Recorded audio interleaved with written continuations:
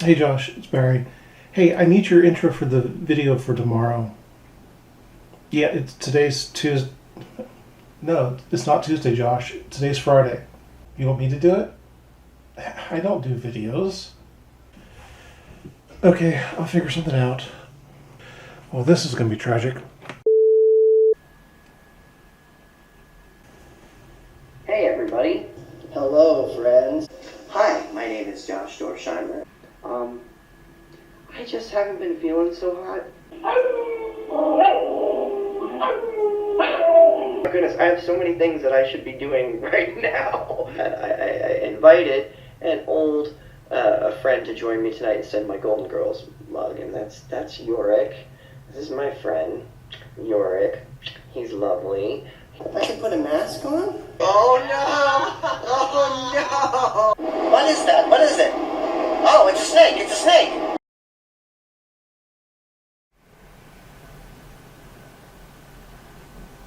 Episode 3, Comedy and Tragedy. Welcome to Theater of the Seven Sisters spoken word play, Laughing in the Dark, featuring performances from Rachel, Benny, Griffin, Jeremiah, and Nicole. I hope you enjoy tonight's episode. What happened here? Well, I could talk you off for the next couple of weeks with stories that would just boggle your entire mind. But let's cut right to it, shall we? The issue here is workplace harassment. Well, it's not as cut and dry as all that, at least not for me. Not too far in the distant past, on the other side of the rainbow, there's this hellhole disguised as a creative space. I walked in blind, as anyone seeking a creative career would do, blissfully unaware of what awaited me in the years to come. I was going through a tough time, as they say, getting out of a toxic relationship and all that jazz. I met some cool cats who I will just call loyalty, courage, and cowardice. We all formed a tight friendship early on, bonded by the fear that loomed over the place, but that's a different story for a different time. Look, the point is, fear can bring a tribe together. And that's what we were. We laughed and carried on about stupid shit that no one else would understand. The smell of glue, the silly costumes that didn't quite fit right. And we'd come up with ridiculous voices just to get a laugh out of each other. Yeah, it's definitely an easier time. After ending my relationship, I started to see the true colors of cowardice. You see, cowardice had the taste for pretty things. People with goals and ambitions and joy. And he lacked self-control. Except, of course, when it came to his, for lack of a better term, wrangler. She had him on a tight leash. And while he enjoyed the security, he drooled over things he couldn't have. And that was me. Lucky me. As metaphorical as I am trying to be, he literally drooled. True story. He was proud to brag about my accomplishments, proud to console me through tough times, proud to spend time with me, and to compliment me on my physique in sometimes the most crude ways. But he was my friend, and I just chalked it up to being that. Maybe I shouldn't have been so naive. Victim blaming is a weird thing. It's a concept that came from... Well, honestly, I have no fucking clue. But whoever started that trend is a piece of shit. After my skies cleared up, Wrangler tightened her leash and lashed out all her fury on me, the victim of her beloved cowardice's cruel selfishness and desire for the unobtainable. Because who could ever blame the person who's responsible for their own actions? Am I right?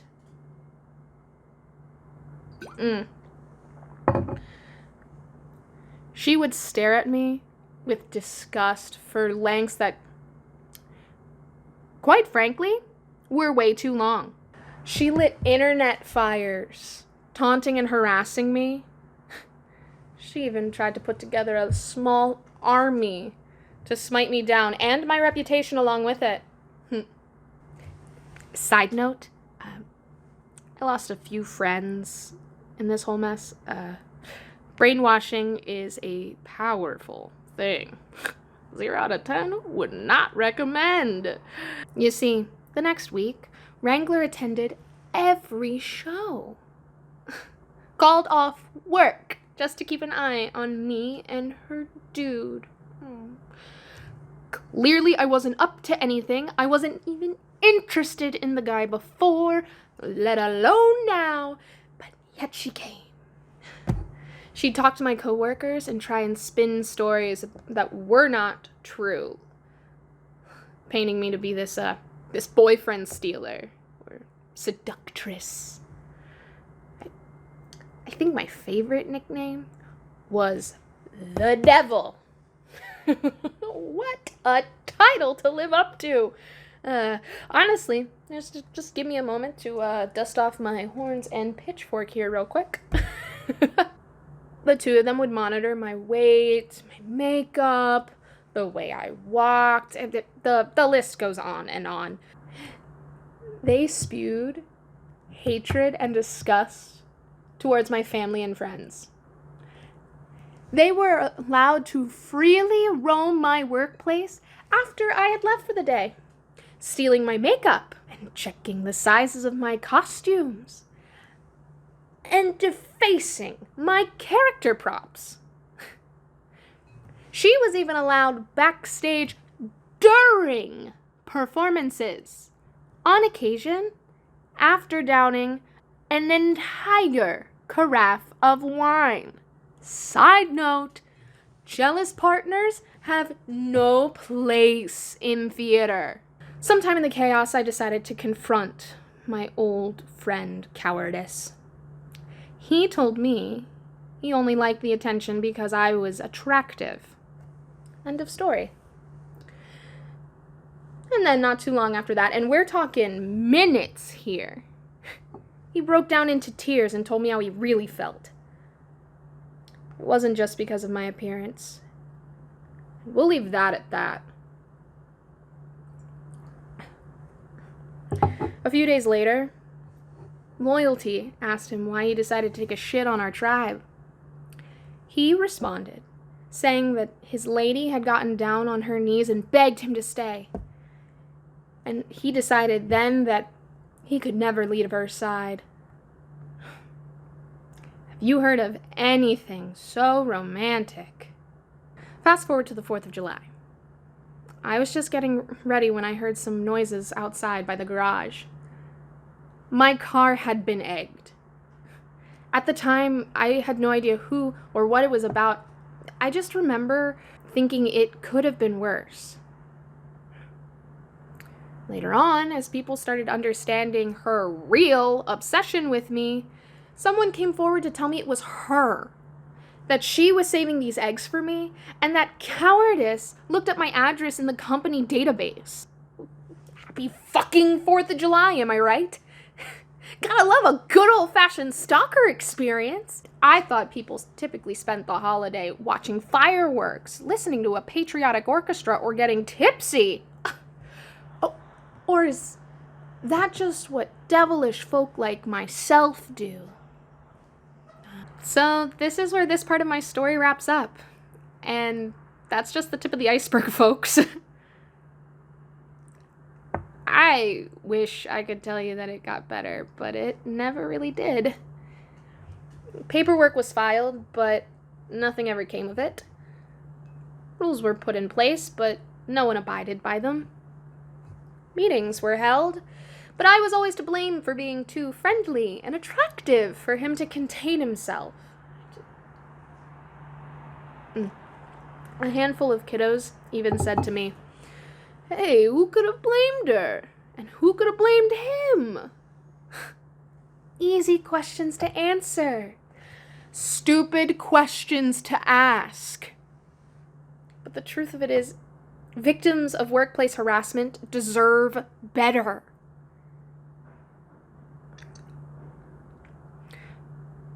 Promise me this, okay? Don't believe everything you hear. Because behind each jealous person is the innocent human being who unwillingly and sometimes unknowingly planted that seed within them.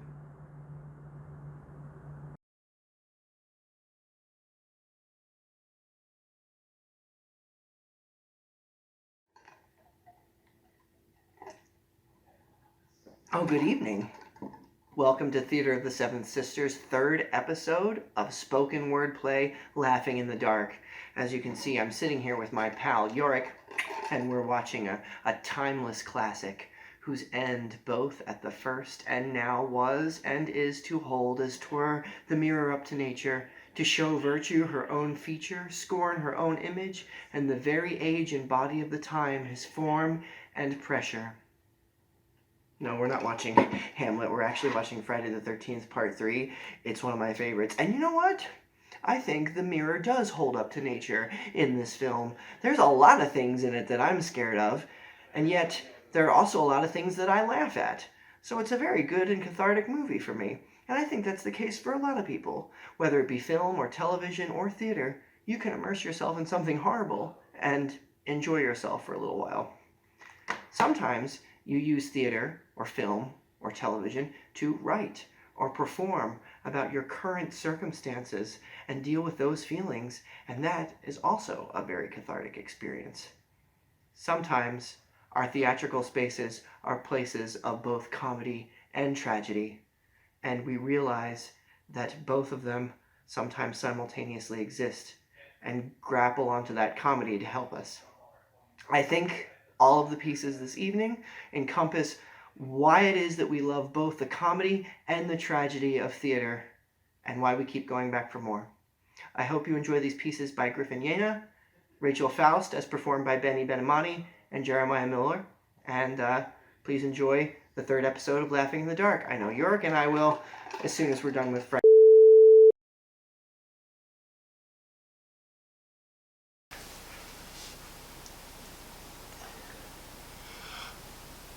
Oh! Sorry, I didn't see you there. I was just, curling, you know? Getting my beach bod ready. I'm just kidding. We all know no one's gonna see the beach for the next 3 years, but that's fine. That's not why we're here.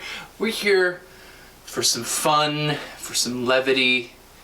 So I brought you to my gray, dark little corner of the world.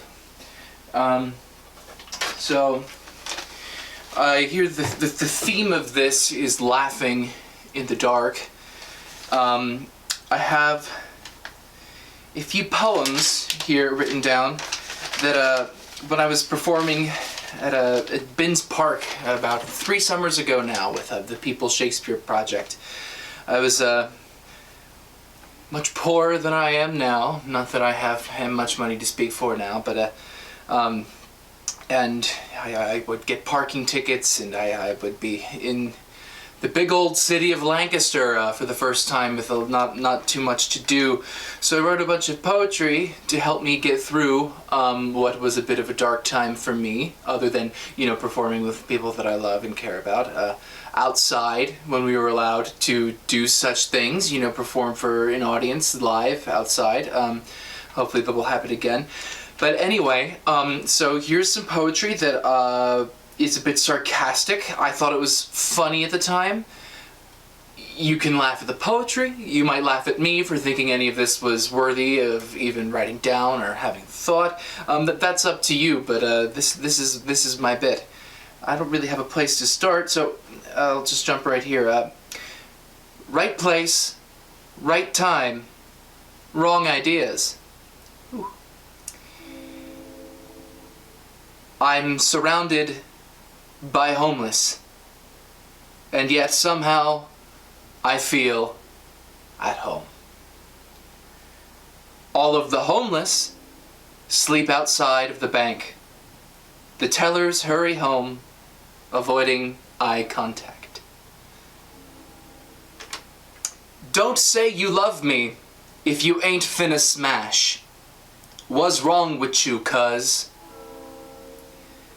If you rob me, you have to take my parking ticket too.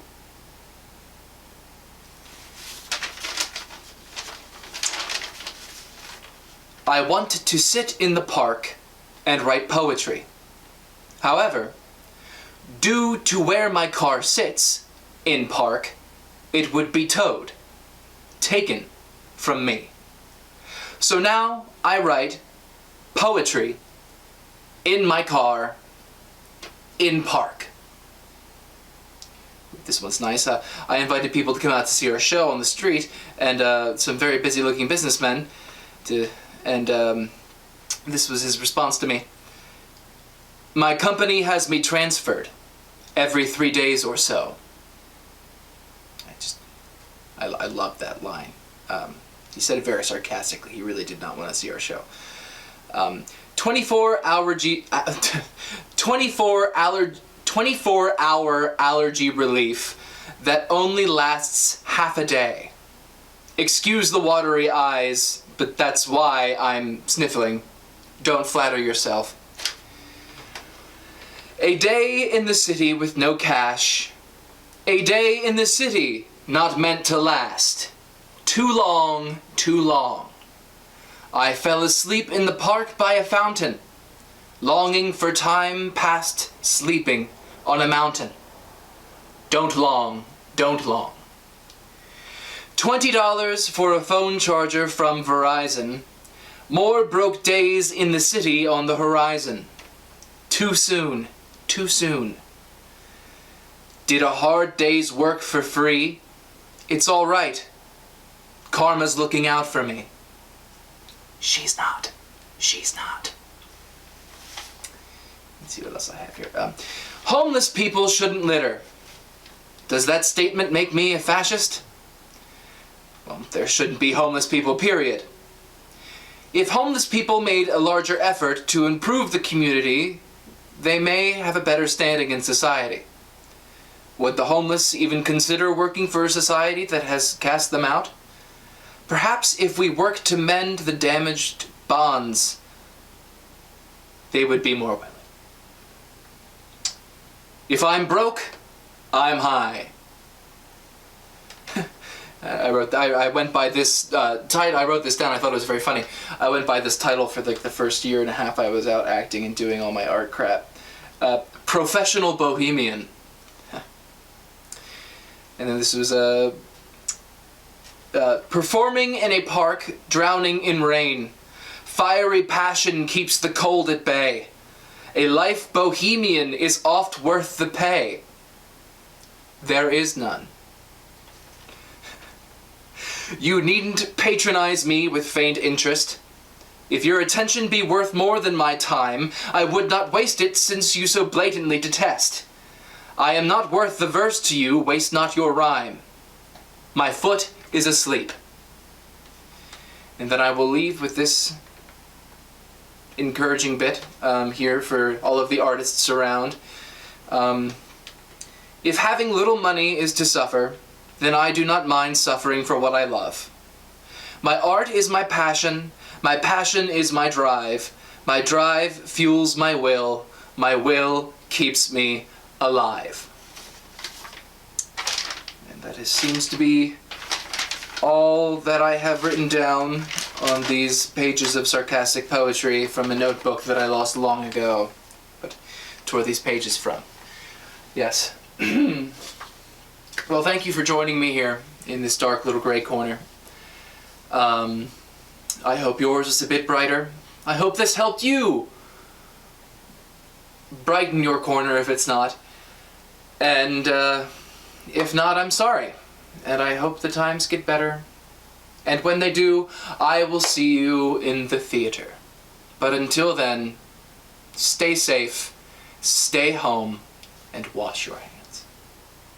My name is Griffin Yena, by the way. I don't think I said that. Thank you.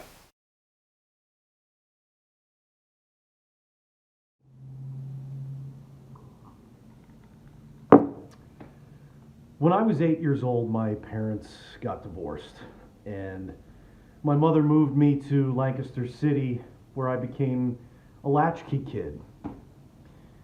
She did a good job raising me, but she didn't really monitor what I watched on television, and I watched a lot of television. And I really fell in love with the talk show. I love talk shows. It doesn't matter what it is. It could be, something on politics. It could be total trash. I love it. It doesn't matter what it is. But it was during these years that I discovered the talk show during my elementary and junior high school years, and I watched it literally lose its mind. It started with shows like Phil Donahue that tried to tackle serious subject matter, and by the end of it we had Maury Povich. Oprah was doing kind of a trashier show then. Montel Williams, Jerry Springer, Jenny Jones, Ricky Lake, and Sally Jesse Raphael. One day I was watching Sally, and her topic was essentially men are pigs. And that was the topic of a lot of these talk shows, really. Even if that wasn't the title, it was at the bottom of the screen, that was the essential message, was that men are pigs. And she had this panel of women on who were just destroying their husband's image, and one of their husbands was called out onto the stage, and this guy walks out, and the audience just booed this guy. Just an eruption of booing. And he walks to the edge of the stage, and his hand moves down to his crotch, and suddenly his crotch became blurry, and he made some subtle movement with his hand, and Sally, speaking into her microphone, got louder and faster. That was the most disgusting thing anybody's ever done on my show. Get the hell off my stage!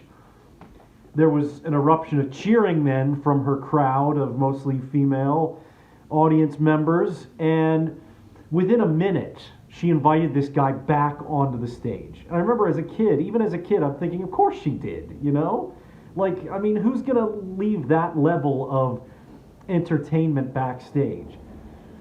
Occasionally my dad would come and pick me up, and we would go have lunch or dinner at Wang's Chinese restaurant, which used to be on Columbia Avenue. And I remember at the time, the Jenny Jones show was becoming very popular and very controversial. And I remember my dad, who is an artist, but also a very conservative, restrained man. And I remember him saying, I was watching television the other day, and I just happened to turn the channel to the Jenny Jones show. It was the worst trash I have ever seen. And I still giggle at that because there's something so humorous about the conservative, restrained personality coming into contact with total outrageousness. That's what makes me laugh. As I got older, I mostly watched Montel Williams. He was on after school when I got home. And his topic was always the same. He'd start every show by saying something like, there's sugar and spice and everything nice, and they're out on the streets hookering. That was the topic of every show, enough to be creepy. And I think he did have sexual harassment charges leveled against him at one point. Yet every show was about these young girls out on the street, and he would shed these crocodile tears for these girls that he was really just exploiting. And he would end every show by leaning down and showing off his butt to the audience, and he would say, "We're going to get you some help. We're going to get you some help," as he choked back his crocodile tears. Montel would also have, these dorky guys on his show who needed a makeover. They had no clue when it came to dating. Montel was apparently the expert on psychology, sociology, fashion. He had all the answers. And then, of course, there was Springer, Jerry Springer.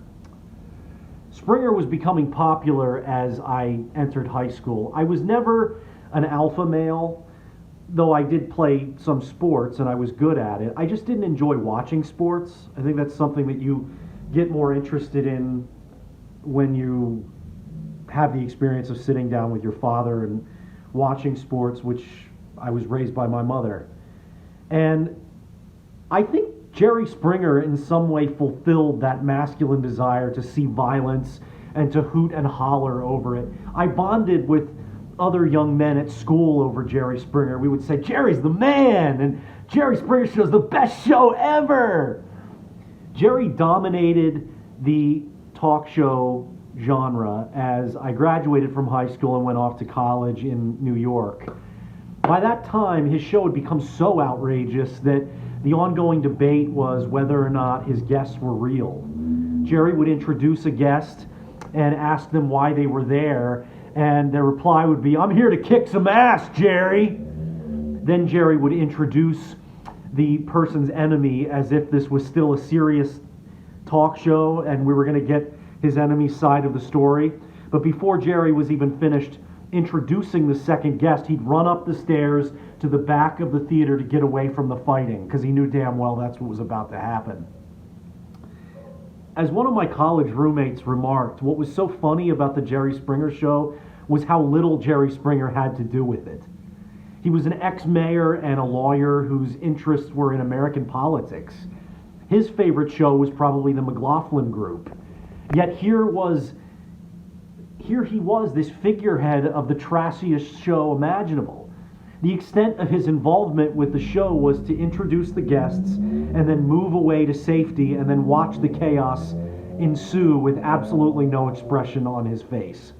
Best of all, he would get all the credit for the fighting. Every time a fight broke out, the audience would chant, "Jerry, Jerry, Jerry," as if he was up there throwing punches himself. The most charming moment, that you could ever see on the Jerry Springer Show were those moments when he would get amused by what was going on. The humbly restrained coming into contact with trash.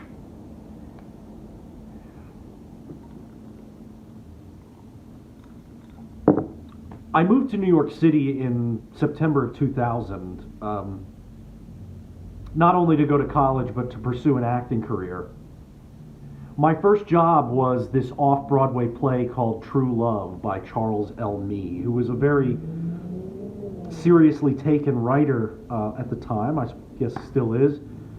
And it was a wonderful piece of theater, still one of the best things I've ever been in. It was gritty, cutting edge, had some of the best actors in New York in it, and I was one of the leads. The New York Post described the play as a mad, updated, Jerry Springerized version of Euripides' Hippolytus. Needless to say, I was in heaven. The play was all the outrageousness of a talk show. I mean, it had nudity, violence, cursing, yelling, sex talk, transvestites, you name it. There was a bar in the theater where True Love was performed, and I began drinking every night to calm the excitement of being in such a successful, high-profile, and Springerized piece of theater, and just to celebrate this milestone in my life. But by the end of the run, I realized that I could not get through the day without having 12 drinks. Every night I was going out to the bar. There's a word for that. I had this exciting career that was blossoming, and suddenly it was just crashing and burning. I dropped out of college, and I was now living off my college money, drinking most of it. I had a lot of time on my hands. And it was around this time that I returned to my love of the daytime talk show. I remembered Maury Povich from back in the day, but now he had really jumped onto the trash bandwagon. He rotated between 3 topics: paternity tests, lie detector tests for accused cheaters, and similarly to Montel Williams, little girls who were out on the streets sewing themselves. But Maury mostly did paternity. My older brother years and years ago had made the remark that enough was never enough for me. And it was never enough for Maury. I mean, every day for years, he invited women on his show who were desperate to find the father of their babies. Maury would pretend to have compassion for these women, and then he would tease them with the results. When it comes to 9-month-old Johnny, you are not the father. And then the father, the guy who wasn't the father, would do this hip-hop dance while the mother ran backstage screaming and crying as the crowd became ecstatic. I was hungover most days when I woke up. It wasn't in the morning, believe me. And turning on these shows, turning on the television, it just made me feel better. I remember one day Jerry Springer was on, and there was this teaser. It was going into a commercial break, and it was showing you what was going to happen after the commercial break. And this sort of funny-looking, skinny guy got punched right in the face, and he fell backward, and his back hit the stage with a thud. And I don't know what it did. It tickled my funny bone in a way that nothing ever has, and the tears were streaming down my face as I laughed. I fell off the couch and hit the floor with the same kind of thud as I laughed. I was probably in a great deal of despair, but it didn't feel that way. Not in the moment. I got so hooked to these types of shows that one fine morning, I woke up early and walked down to the Hotel Pennsylvania near Macy's where Maury was filmed in the Grand Ballroom. I waited in line with all the other rejects and degenerates who were as excited about all this as I was. I didn't talk to any of them, but there was something nice about knowing I wasn't alone in the world. I mean, these people, we had a real kinship. After we all got seated in Maury's studio, one of his producers came out and warmed up the audience. And of course, we're all excited for these paternity tests, right? So the producer comes out and he says, "All right, everybody, welcome to the Maury Povich Show. Today, we are all going to have compassion. Our guests today have been maimed in horrible accidents that nearly took their lives." I mean, there was just this collective groan in the audience. You know, our hearts sank. I mean, you know, we came there for paternity tests. But still, sitting in Maury's audience was truly an experience. We gave him a 5-minute standing ovation when he came out, you know, for being the wonderful human being that he is. And then he welcomed this woman to the stage who had been stabbed 70 times by her boyfriend. "How did you get away from him?" Maury asked her, incredulous. And she was just in tears from the traumatic memory. She could barely speak. "I kicked him down there." "You kicked him right in his groin?" "Yes." Suddenly, I was on my feet. I saw myself on the screen, clapping like I've never clapped before. The whole audience, I looked around and I saw that they had been raptured to their feet. I mean, kicking a man in the balls, that was a holy, holy theme of the daytime talk show. I knew that. I've been watching a lot of it for a lot of years. After the show, Mari gave us all free pizza. A few years after sitting in Mari's studio audience, I woke up one day and I'd had enough. I hit bottom. I realized I couldn't live without a drink, and I couldn't live if I continued to drink. And it was really quite simple. Once you've had enough, it's pretty simple to turn your back on something. It's been 10 years since my last drink. I don't wake up hungover anymore. Every day, no matter how little sleep I get, I wake up feeling terrific. Well, terrific compared to the way I used to feel. And when I wake up in a good mood, sometimes I'll go to YouTube and find a Jerry Springer clip, and it puts me in an even better mood. Today, I'm a college graduate. I have a good job that I love, and I sing in an Episcopal church choir. And in that church on Sundays, I come into contact with what is sacred. I have the same feeling when I connect with another human being, someone who maybe needs some help and who can benefit from my experience. I think this sacred place is an essential place to go for all of us. But I think it's also essential from time to time to go where nothing is sacred. Keeps things in balance. That lifts my spirits as well. My life has gotten a little fuller in the last 10 years. But on a day when I don't have to do anything or be anywhere, when I've got a cup of coffee, iced coffee, there's just no greater feeling than hopping on YouTube and finding a Jerry Springer clip. There's nothing better than hearing the high-pitched chime of boxing bells and hearing the roar of the crowd as a 70-year-old man who's only there because it's making him richer by the second walks up the studio audience steps and out of harm's way. Kind of like the incense that wafts through the church as I sing the opening hymn with coffee on my breath. It just reminds me that life is good. Yorick and I decided not to watch the rest of Friday the 13th Part 3 because it got too gory and he got too scared, right, buddy? So we decided to watch the rest of this episode instead. And we're really glad that we did. We enjoyed it. And we hope you did too. I guess this is the end of tonight's episode. So before we go, I would like to thank Barry Fritz, who is the editor of all of these videos, all of these episodes. And he does such a great job. He definitely helps me keep my head on and definitely helps us keep our stuff together. So thank you, Barry. And now I shall leave you in the very capable hands of Nicole Wearbrook with tonight's Art Medicine.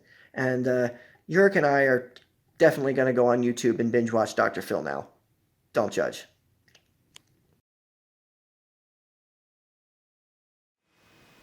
Hi, this is Nicole, and this week's Art Medicine is coming to you thanks to an excerpt from Lemony Snicket's Letters to Beatrice. I will love you as misfortune loves orphans, as fire loves innocence, and as justice loves to sit and watch while everything goes wrong. I will love you as a battlefield loves young men, and as peppermints love your allergies, and I will love you as the banana peel loves the shoe of a man who was just struck by a shingle falling off a house. I will love you as a volunteer fire department loves rushing into burning buildings, and as burning buildings love to chase them back out, and as a parachute loves to leave a blimp, and as a blimp operator loves to chase after it. I will love you as a dagger loves a certain person's back, and as a certain person loves to wear dagger-proof tunics, and as a dagger-proof tunic loves to go to a certain dry cleaning facility, and how a certain employee of a dry cleaning facility loves to stay up late with a pair of binoculars watching a dagger factory for hours in the hopes of catching a burglar, and as a burglar loves sneaking up behind people with binoculars, suddenly realizing that she has left her dagger at home. I will love you as a drawer loves a secret compartment, and as a secret compartment loves a secret, and as a secret loves to make a person gasp, and as a gasping person loves a glass of brandy to calm their nerves, and as a glass of brandy loves to shatter on the floor, and as the noise of glass shattering loves to make someone else gasp, and as someone else gasping loves a nearby desk to lean against, even if leaning against it presses a lever that loves to open a drawer and reveal a secret compartment. I will love you until all such compartments are discovered and opened, and until all the secrets have gone gasping into the world. I love this excerpt because it reminds me that it's really in comedy and tragedy that we find life and even love. I love you all, and I'll see you soon.